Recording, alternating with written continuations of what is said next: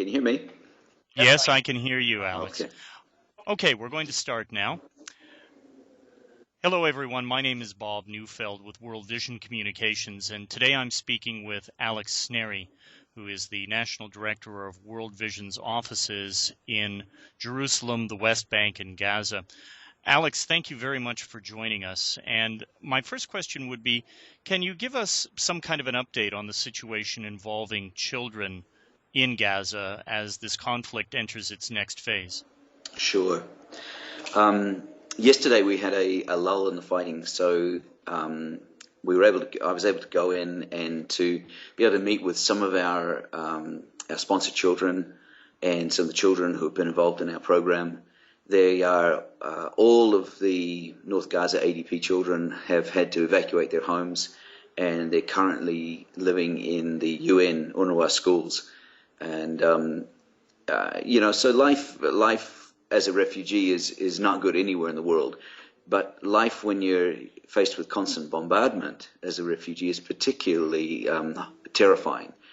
I spoke with a group of kids, and there were a group of sort of 7-year-old girls, and I said to them, are you afraid when the planes come over and when you see the planes?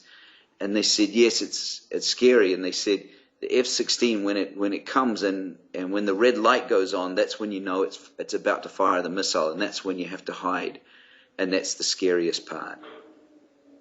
So let's touch on that a bit.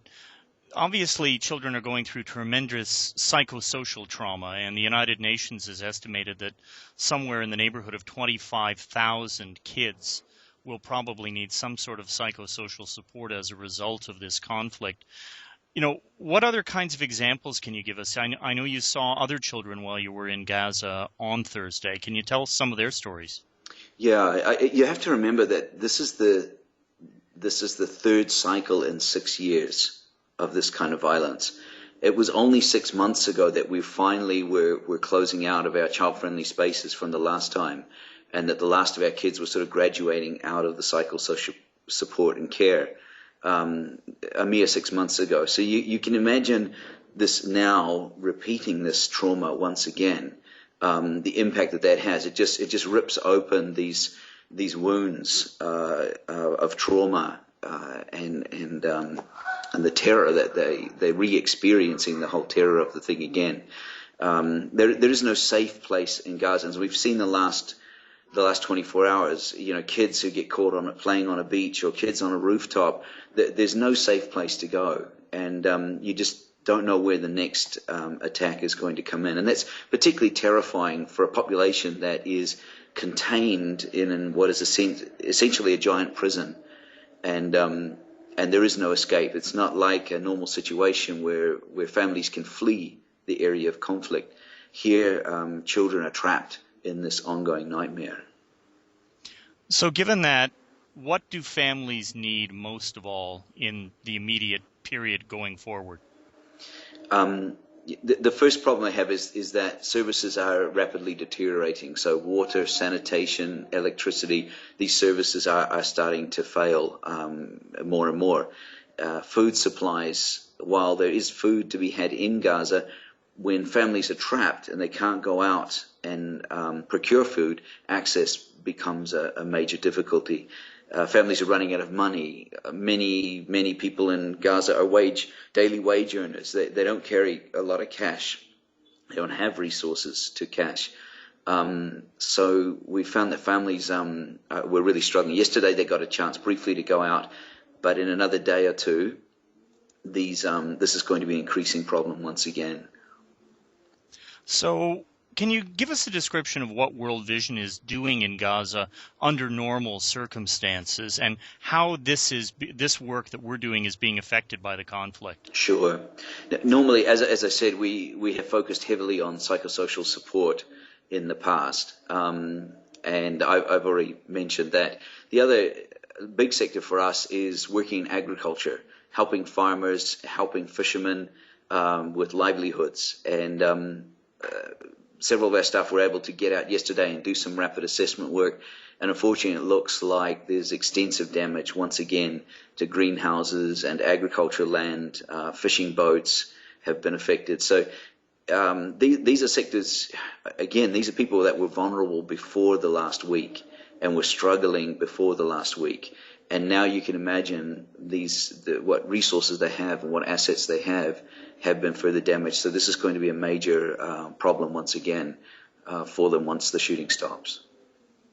And what will World Vision's role be once the shooting stops? Okay. At the moment, what we are doing is we're working with one of the private hospitals. We can't work with government hospitals because the US interprets anything government, hospital, school, or anything to be a terrorist extension of a terrorist organization, and therefore we're not allowed to work with them because of the anti-terror legislation. But there is a private hospital that is in our northern ADP area. It's a good hospital, but they are absolutely flooded, overwhelmed. They're running out of all the critical supplies and that. So we've been working to get more of their consumables into the hospital and get supplies into them. In addition to that, we're prepared once again to reactivate and extend our 12 child-friendly spaces with the psychosocial support teams, and that can be done relatively quickly within about 48 hours of the end of the fighting, and they'll start intaking new kids for that program.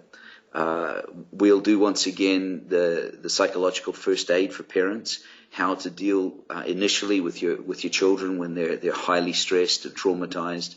And last time there were thousands of parents that we gave that training to, and obviously there's going to be a need to repeat that. We'll also be working with some small-scale food distributions for families that have lost their homes. We know that over 400 homes have been totally destroyed, which means there's nothing but rubble left. These are private homes of individual families, and at least 1,600 have been damaged. So for many families, they're going to struggle. Their assets are gone, and they're destitute now. So they'll be needing some ongoing food support, which we'll work with the UN agencies on. Beyond that, we'll have to look at how we, with the whole question of the build back. Do we once again build back again? How do we help the farmers? How do we help the fishermen once again to get their lives reestablished? So is there a long-term solution possible at this stage? We've heard so many talks of durable and permanent ceasefires. In your mind, based on your experience, is such a thing feasible? Yeah, that's the million-dollar question, I guess. All things are possible. The solutions here are not that complex. What make it complex is the political machinations. With the right political leadership on both sides, it is possible to come up with a long-term solution, a just peace, one that accepts that there are two peoples living in this area, and neither one of them are going anywhere. And it is time to start dealing with that reality, and to start and to stop these political agendas that seek to deny that reality. So yes, it is possible. It would take a lot of very decisive leadership, very strong leadership on both sides. The agendas that believe that this land can eventually be occupied by only one side or the other, those agendas need to be recognized for what they are, and it's time to put them aside.